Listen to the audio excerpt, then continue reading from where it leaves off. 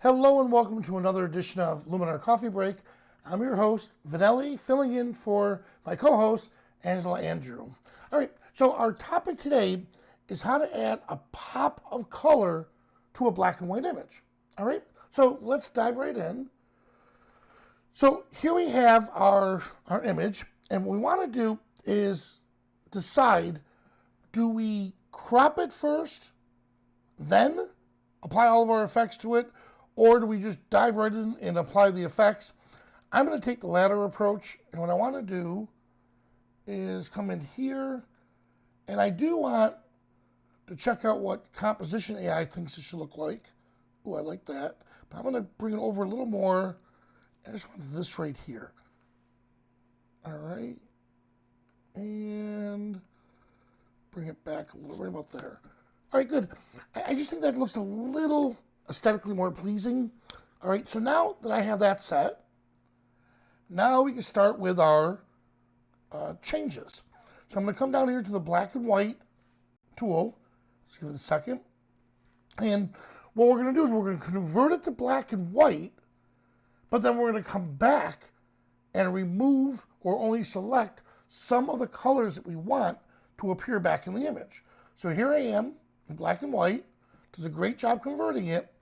Now if we come over here to saturation, this is where we could bring back some of these colors. So let's bring back the blue.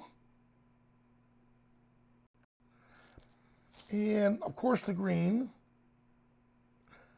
But notice I really want to bring back, let's bring the majority of the blue back. And the green, again, this is purely artistic. You decide. But I think the green will be good right about there. And now I have to make a decision. How much yellow is in the scene? And let's see where the red falls. Okay, so the red's in the background. So let's take that red back out just a little bit. There we go. And this here, I'm going to leave it the way it is because I kind of looking like it was blown out, because now our focus is right here. All right, so that's how we quickly just bring back some color into our scene by converting it to black and white and then switching it over. Now that took a whole less than what, 1 minute, a minute and a half. Well, let's continue with this. This section right here kind of draws my eye over. I don't want my eye drawn to this area, so I have a choice of either erasing it or cloning it out. Let's see what it would look like if we decide to erase it. So I click on the erase tool, and I'm using the left and right bracket keys to make my brush size bigger and smaller. I kind of went a little large, but we'll see what that does. And I'll hit erase. Now what it's going to do is it's going to analyze the pixels around it, and it's going to try to match it the best that it can. Now, I may have gone a little too wide. We'll see. If I do, we'll just continue back in.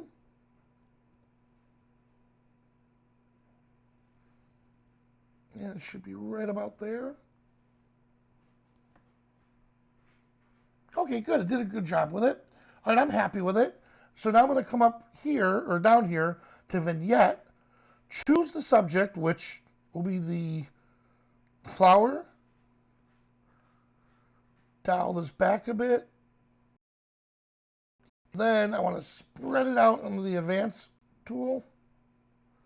Let's feather it. Good. And then pop a little inner light. Right there. Good. Now that vignette on the screen looks a little too much. On the option it looks really good. So what I'm going to do is split the difference, and I'm going to back this off just a little bit. Maybe a little more. There we go. And then the size, let's bring that back a bit. All right. Good. Now we're going to look at it, and we'll see what that vignette is. Ready? That's after. That's before, and that's after. And you see how it brought some of the attention back to that flower. Now, from here, we're actually done. We could come in here, which, you know what, why don't we? Let's click on the local masking brush, and I'll click Add, Basic, and now I'm going to bring out the shadows. I'm focusing strictly in here, but notice how it did it for the entire scene. So this is where that masking comes in. Now I'm going to use, because I have a Microsoft Surface Pro, so I'm going to use the pen and just brush it in. Here, it's a lot easier than using a mouse. Now you can do the same thing with a Wacom tablet. So I painted it in. I still think the shadow's a little too much, so now we back it off. And there we have it. All right, so from this image here, and then added just a touch of color, or I'm sorry, just to remove for the black and white, added a pop of color to complete the effect. All right, let's check out our questions and answers. Good morning, everyone. Good. Dice, yes, so Dice brings out the software should make an effort to be faster. Now, if you're with us, honestly, you may not think that the engineers make an effort for it. We're humans. Yes, trust me. The engineers are on this constantly. How do I know that? Because I report to them and tell them, hey, this needs to be quicker, or this is what I'm noticing. Now, don't forget, a couple things that does cause problems is we're running it, over the internet, over YouTube and stuff. Yes, it does take up resources. However, that's still not an excuse. They go out of their way to try to trim out the fat of the code to make it run as fast as it can. So again, this is where you look at the results. I love the results. I'm a working sports and portrait photographer, full-time employee at Skylum. I rely on the software to make sure I get my images done in a timely manner. I rely on the software to make them look as sharp as they can. I have a reputation to keep up. So I stick with the software. Yes, I feel there's certain things it can be a little bit faster on, but here's the funny part. You just saw what we just did. It took us less than a minute to do this. If I were to do one of my other, I'll pull this up real quick. Let's see. I'm going to go to the catalog. Look, here's a perfect example. So you see my little buddy Lewis here. All right, let's give it a second to render. Now, again, remember, you're looking at the machine thinking, oh man, why can't it be faster? Take into account how fast it is to get the results you're looking for. So I did an entire shoot with Lewis and Erica and a few others at a botanical garden. So this is one of, I think, like 130 images. So with that being said, I just had to edit one image, get it looking the way I want it, and then apply it to the rest of the images, all right? Now, here we go. Here's the before image. And this took me a matter of maybe 2 minutes to get it to look like this. So think about the time it would have taken me to do this or something like this in Photoshop. Think of the time it would take to replace the sky the old-fashioned way. So yeah, the software could be a little bit faster, but look at what it's actually doing. The AI technology, it's analyzing the images for me to clean the skin. In fact, let me pull this up. We used, okay, here we go. Here's Ariel. All right, here's a good example. So here we are with Ariel, and we did this earlier this morning. So I'm gonna come over here to my template collection, and one click, now it's gonna analyze the image quickly for me. It's gonna smooth her skin, remove blemishes, enhance her eyes, improve the color, detail, tone, and depth of an image. It did all of that in less than a minute. Now I can come back, edit, and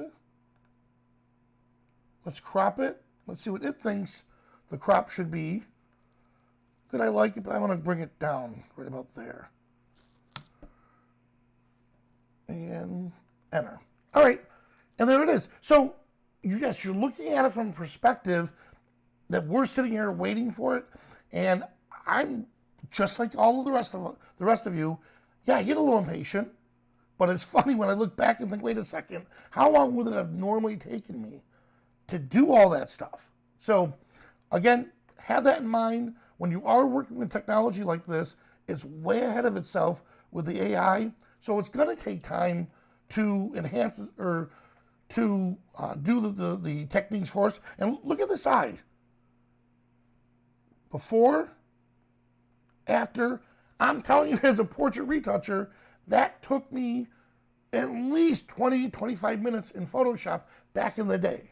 All right, when Lightroom came out, that was the biggest blessing, because then I could do that in Lightroom in about 15 minutes, sometimes 10 if I push it.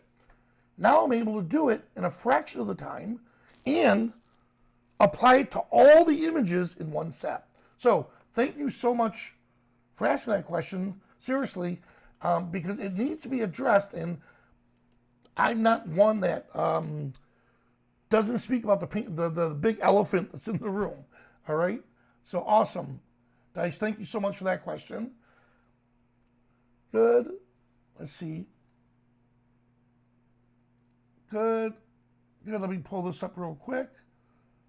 It is good. I think it's quick to edit in Luminar, and appreciate we cut out lots of the individual tasks that you needed to do on the other programs. Yes, and keep in mind, you know, I have my roots in Photoshop. So think you're starting out learning photography at the same time you're learning Photoshop, and I kid you not, I called tech support so much they knew my voice, and the guy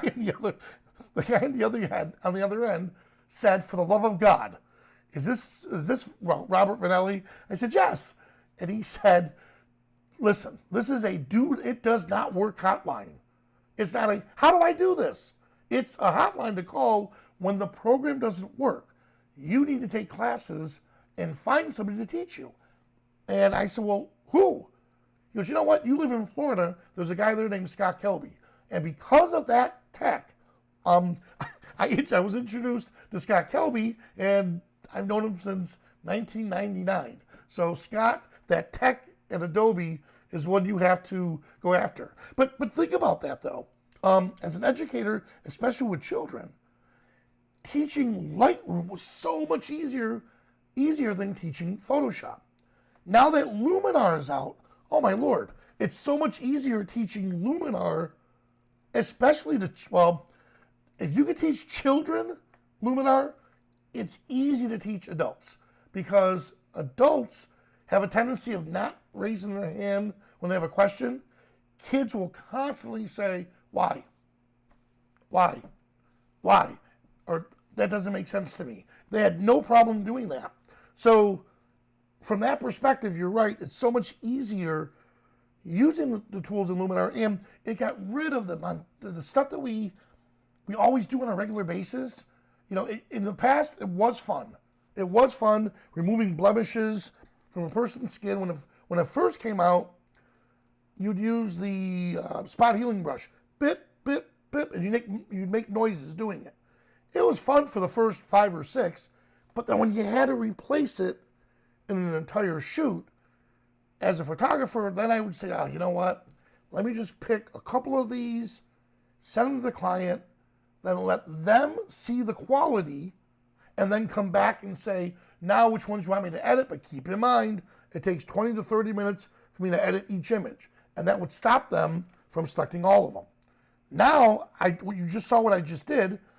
I would just take that, apply it to all the images, throw them up onto either SmugMug, or if you have Zenfolio, or on a site that the model can look at, or the art director, and say, okay, we'll pick your favorites. They're already edited. And then if they say, well, I want this one, but I need you to fine tune it just a little bit more. Then you take it off and you do quality control. So Dan, you said there's a new update. Yes. So the soft launch is coming real soon. Real soon. The hard launch is closer than you imagine. I'm not supposed to bring out the fact that I'm using the new software, but I'm using the new software. You saw that one shot. I will show you this. I'm not supposed to. I won't show you it in action. I'll just show you here. Look at that beautiful bokeh. All right. Oh my God. So this was bokeh, in-camera bokeh. All right. So this was shot. This was shot with, right out of the camera. All right. This right here was shot out of the camera. If I can get to it now, it's going to make me wait for it.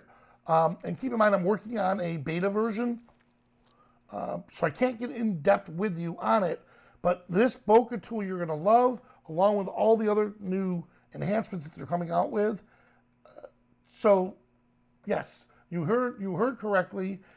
It's a free update, update 4, and it's going to add a lot of cool stuff to it. We did there it is, before. Look at this. And after. Now, I purposely shot this. at 5.6, and the reason why I shot that at 5.6 was because I knew I was going to use the bokeh tool, so I wanted to do an experiment with it. If I were to shoot this on my own, I would have shot that at 2.8, possibly 1.4. Let's see. Because I'm a firm believer, and so is Skylum, get it right in camera. But there are times when maybe you only have a 5.6 lens or an f4 lens. So therefore, look how beautiful that is. So here, that's straight out of camera. And look at that. These engineers, I am so impressed with our team and just how they embrace the technology on it. All right. Hey, Dan, it's good to see you too, bud. All right. Is there any other questions? Guys, and thank you. And Dice, thank you so much for bringing up that topic. These are things we need to hear on a regular basis. And it's open. It's an open forum.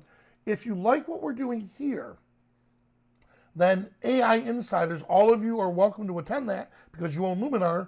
It's a free membership. It's insiders.skylum.com. In fact, let me pull it up for you right here. Insiders.skylum.com. One moment. Here it is. All right, so here it is, Insiders. Oh, look at that. And just think of this as what Facebook should have been. What Facebook started out to be, but what it should be now, no politics, no bickering back and forth, pure photographers excited to show each other tips and tricks. And in fact, on here, if you notice the events, you'll see like the events here, we have Coffee Break. On Fridays, we are having New Member Friday, to where it's strictly New Artist Friday, where we're teaching all the new people how to get up and running with Luminar. And notice here, Thursday, July 22nd, briefing on Luminar AI Update 4. So again, if you're part of insider.skylum.com, just come down here to events, click here, and they must have just put this up. I'm going, bip. All right. And then you can sign up for events. We have a ton of groups. And what's neat is some of these groups are actually ran by other insiders, and all of them are monitored by us at Skylum. And then we're going to work on courses. Will be coming soon. And of course, you have different things for support. It takes you over here to where you can pick up some stuff at Skylum. All right. So thank you. Let's see. With a Leica Q2 monochrome be supported in the new update? I can't confirm or I can't deny it. I haven't seen the Leica Q2 monochrome on the support, but what you can do is, I'm going to go to, I'll do it right here for you. Let me pull this up. Help. And we're going to come down here to user guide. And camera support.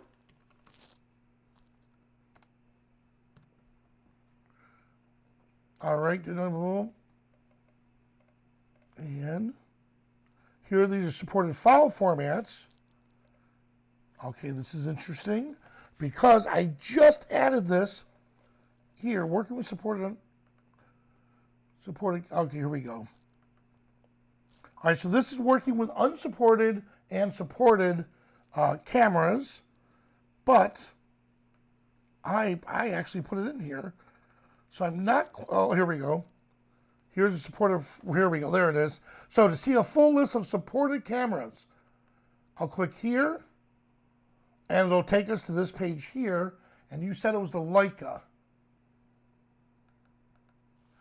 All right, let's check out. And I guess what I could do is on Windows, Control F for find. Let's see, LIC, is it IA? Leica. There it is. All right, so Leica Q. Here we go. Is it Q2? Q2. All right, so here's Leica Q2. I don't see monochrome, and I'm not familiar with the Leica. So, Gord, just double check to see if that is indeed your camera. You can check it out on that there. And the other thing you can do is, like I showed you a little bit earlier, is if it's not supported, then it shows you how to work with unsupported RAW files using the free DNG converter from Adobe, and you can convert it as a DNG and bring it in. All right? Good. Let me pull this back up again. Will there be Luminar official certification courses? Hello. No, we didn't talk about that before. We were actually talking about, excuse me, seem to have the same call.